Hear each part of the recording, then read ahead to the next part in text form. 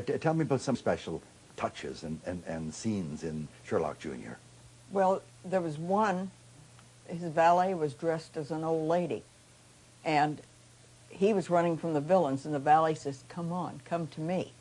And he backed up against a wooden fence. Buster ran, and he had a tray of trinkets. And he went right through the tray and right through the fence, and the valet walked away and walked down and left the villains standing there like, you know, not knowing what had happened. Well, what it was, yeah. the back of the tray, the lid of the tray, was hinged this way. Oh. And there was people, the fence was hinged this way.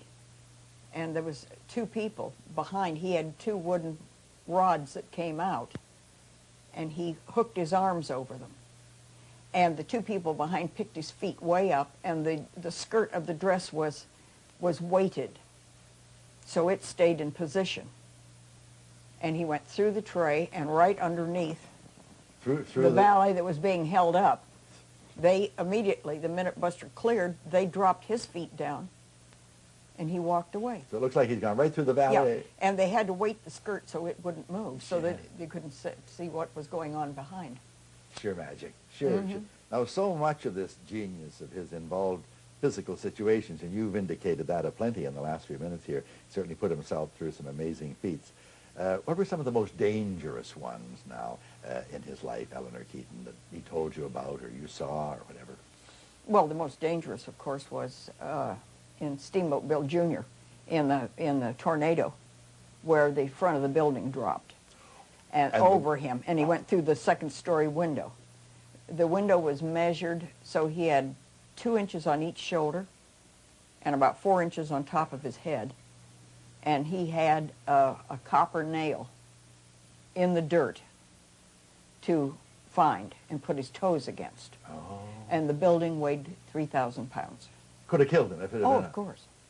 I didn't realize that. I thought it would have been of a very light substance. No. Of course, it didn't look it the way it clambered down. It was, well, it the had window to be. fits right over him. It's astonishing. And it had to be weighted and nailed down securely because they had those wind machines on. Yes. And if it warps or turns the least bit, he's dead. Oh, boy, I'm sure. That was one take. Was there any other you want to comment on?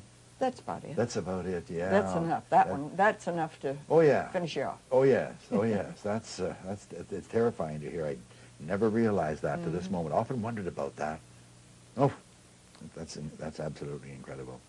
Did he suffer, Eleanor, any ill effects in later life for all of his falls? Because he took a lot of falls in his film. No, he didn't seem to. He didn't have... A lot of people doing the type of things that he did would have arthritis or something like that, and he never did.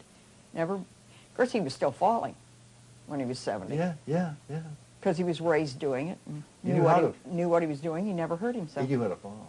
Yeah. He only got hurt a couple times, and it wasn't his fault. Did he know Chaplin? Yeah, they were very good friends. Good friends. Many years, back in the silent era. Yeah. Was there any rivalry that you ever detected?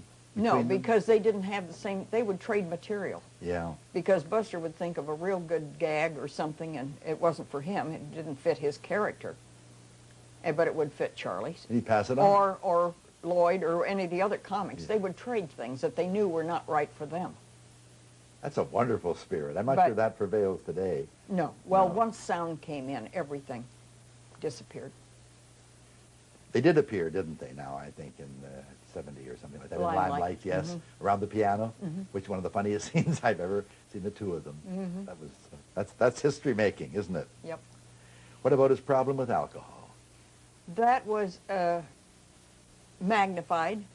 I mean, he used to drink, but socially, until after the divorce and the MGM thing where he fell apart and all of that. He was into heavy drinking for about a year and a half. Ah. And then he dried out. He never touched a drop for 5 years. And all the later years of our marriage, he would have a glass of beer before dinner. That was his cocktail. And that was it. That was it. Oh. When he was drinking heavily, did it affect his films at all, or? I don't know. I didn't know him then. Yeah. That was before me, but he didn't look well on the screen. those 2 or 3 of those last ones at MGM, he did not look good. No, so maybe just an appearance. I'm sure he wouldn't let it affect his role, though. I can imagine if he Yeah, wanted to yeah. drink, he'd drink after the day, but then I didn't know him, so I Yeah. just wondered. Favorite Keaton films that I think I may have asked you that. His and was you went The over General. The General and yes, those were the His was The General Yeah, because it was The he, General. that was his idea. That was a book. Yes. And he read the book and took the book to the studio, and his group of 4 or 5 people that were always with him, they went to work on it. And what were